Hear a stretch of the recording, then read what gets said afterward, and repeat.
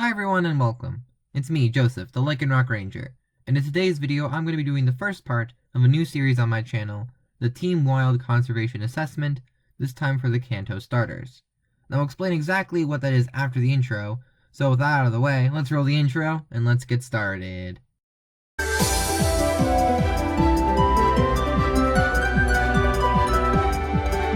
So one quick thing before we get started, that being that works used will be in the description of the video. So what exactly is the series? In other words, what am I doing here?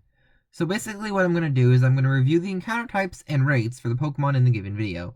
I'm not going to include Let's Go because the encounter rates are a bit skewered and different there, though if I get enough support for adding them in, I'll potentially add them in later videos and do an addendum to add in Pokemon I didn't cover with Let's Go, covering them with Let's Go. Or I'm not also going to include side games. And then based on the factors such as the presumed diet of the Pokemon, Pokedex entries, and needed hoops to jump through, I'm going to assess them based on the IUCN Red List categories, based on like critically endangered, extinct in the wild, extinct, endangered, vulnerable, least concern, and stuff like that. So starting off in a way that makes sense for the starters of Kanto, we have, well, Kanto. And so in Kanto, the Kanto starters are only findable as gifts, unless you're in Let's Go, in which case they're in the wild, but I'm not counting that as mentioned previously. In the anime, they are shown to be in the wild semi-frequently, but it's kind of hard for me to assess that, so I can't really count it here. But overall, in terms of the games, they are only findable as gifts. So based on the games that I'm counting, I unfortunately have to give the Kanto starters extinct in the wild in the Kanto region, due to the fact they're only findable as gifts, again, in the games that I'm counting. So for the second and third regions, we have Johto and Hoenn. And so the Kanto starters either never were in these regions, or there's no evidence to support them having been there, as they're just not findable in those regions, so I can't really cover them, and so I'm going to move on. For the fourth region, we have the Sinnoh region, and so the Kanto starters are only findable in Brilliant Diamond Shining Pearl, not the original Sinnoh games, and only in the Grand Underground, and only after you have the National Pokedex. So it's a bit harder, I don't think there's any hard encounter rate for the Grand Underground, so it's slightly hard to assess them here. However, I do have a call that I made for the Kanto starters in Sinnoh.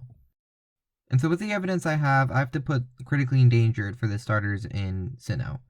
Quite simply put, because they're super incredibly rare in the region, and their habitat that they live in is very broken up. And that was one of the criteria mentioned for potentially being critically endangered on the IUCN page. So I'm thinking that likely means they are critically endangered. I actually have a theory about why that is, potentially linking that to this, which I think I'll be posting next week, so you can look forward to that. Moving on to the fifth region, Unova. Again, like Johto and Hoenn, the Kanto starters were likely never findable in Unova to begin with, so there's nothing for me to do here, and so I'm going to move on. So starting off with the sixth region, Kalos, it doesn't look very good, as the base form Kanto starters are only given out as a gift, they're not findable in the wild. However, that potentially bad thing doesn't really seem to matter much, as the second stage starters can be found in the Friend Safari.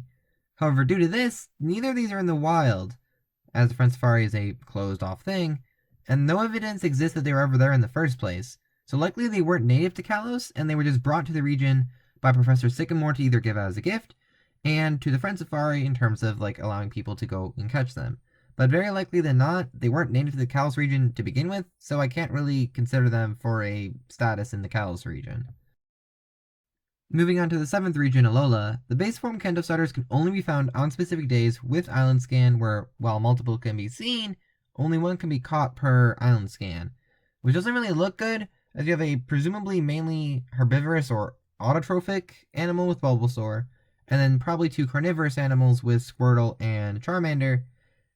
That's very, very rare for these things to show up, especially Bulbasaur, so it doesn't really look good.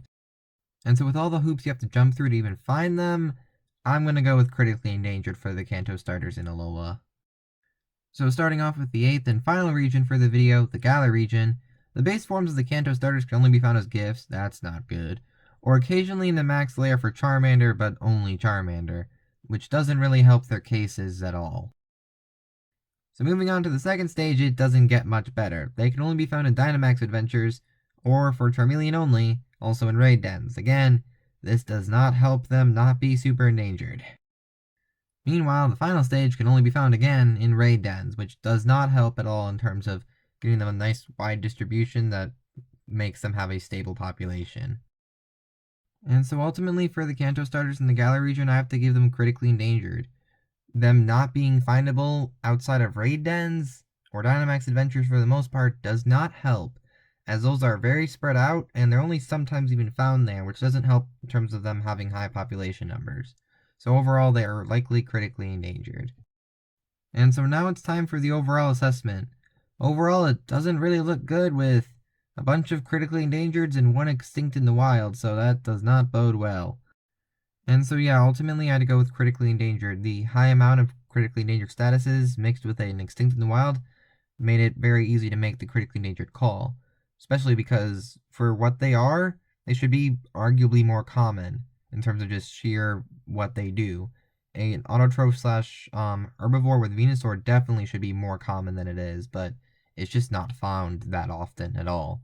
So in terms of the game universe, they're critically endangered. In terms of like the anime, they're probably slightly more common, so maybe closer to endangered or potentially like vulnerable, but likely not critically endangered in terms of the world of the anime. But in the games, where I can more easily assess, they're critically endangered. And so this concludes the first episode of my Team Wild Conservation Assessment, this time covering the Kanto starters. What did you think of this video? Let me know in the comments down below. Do you think my assessment for the Kanto starters should have been different? Let me know in the comments down below. And as always, if you enjoyed the video, please leave a like and subscribe, and I will see you all next time. Bye!